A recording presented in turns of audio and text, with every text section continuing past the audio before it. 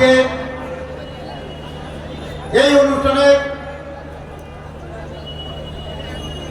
সভাপতি, এই অনুষ্ঠানে মধ্যমণি, সাবেক যুব নেতা, সাবেক ছাত্র দলের নেতা, ঢাকা মহানগরীর বিপ্লবী আহ্বায়ক রফিকুল আলম মজনু,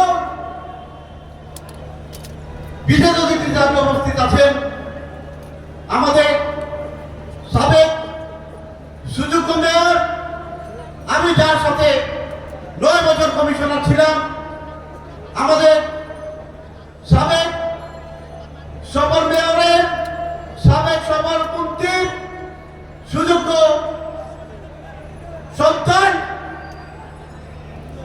আমাদের জনতার মেয়র জনাব ইঞ্জিনিয়ার ইসলাম সঞ্চালনা এখানে উপস্থিত আছেন, যিনি ঢাকা মহানগরীকে সুসংহত করেছেন এবং ঢাকা মহানগরী এখন আগের থেকে অনেক শক্তিশালী।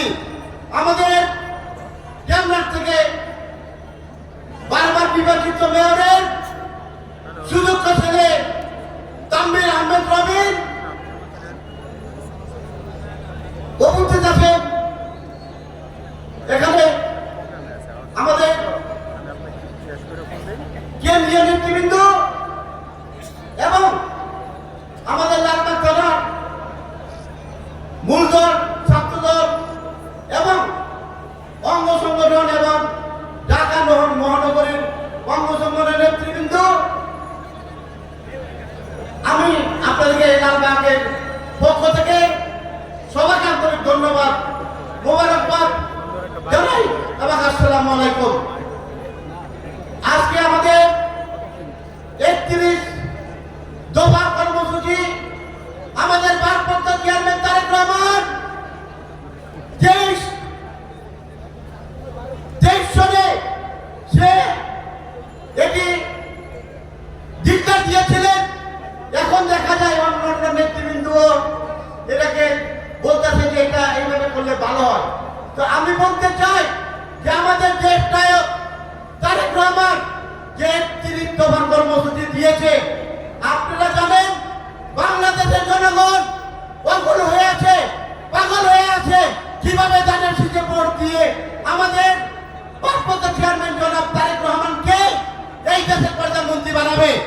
তো আমাদের দেশ তারেক রহমান জানে সামনেই বিএনপি ক্ষমতায় আসবে, তারপরে উনি বাংলাদেশের জনগণের জন্য আজকের যে কর্মসূচি উনি 31 দফা দিয়েছে, এগুলি সবই 2 বার প্রধানমন্ত্রী হতে পারবে না। যে আমাদের দেশটা তারেক রহমান সামনে গেলে প্রধানমন্ত্রী হবে, তো সেটি চাইতে পারতাম না যে আমি 2 বার কেন, আমি 5 বার প্রধানমন্ত্রী হবে। আমাদের বিএনপি, আমাদের এই সংগঠন ইনশাআল্লাহ সামনে ক্ষমতায় আসবে, 50 বছরে ওটাকে কেউ জিতাইতে পারবে না। তারপরে আমাদের নেতা যেভাবে কর্মসূচি দিয়েছে, এইটা বাংলাদেশের জনগণের কর্মসূচি, এইটা আমাদের সবার কর্মসূচি।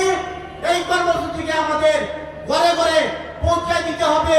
যে আপনাদেরকে সবাই এখানে আপনারা 31টা কর্মসূচি পেয়েছেন, সবাই পড়বেন এবং সবাইকে এটা বুঝাবেন যে এটা কি জিনিস। সবাই বললেন বুঝতে পারবো যে এটা কি জিনিস, এটা বাংলাদেশের উন্নয়ন, শুধু এক প্রকার না, যত ধরনের উন্নয়ন, যত ধরনের স্বৈরাচারী করে গেছে, এটার মধ্যে সবকিছু আছে, যে কেউ কোন স্বৈরাচারী আর বাংলাদেশে করতে পারবে না। আপনাদের লালবাগ থানা বিএনপি অঙ্গ সংগঠন যারা কষ্ট করে আজকে এখানে বসে আছেন, মিছিল নিয়ে আসছেন, খাচ্ছেন, যারা এই স্টেজের জন্য আমাকে খেটেছেন, সবাইকে এবং ঢাকা মহানগরীকে আমি ধন্যবাদ জানিয়ে আমার বক্তব্য শেষ করছি। আল্লাহ হাফেজ।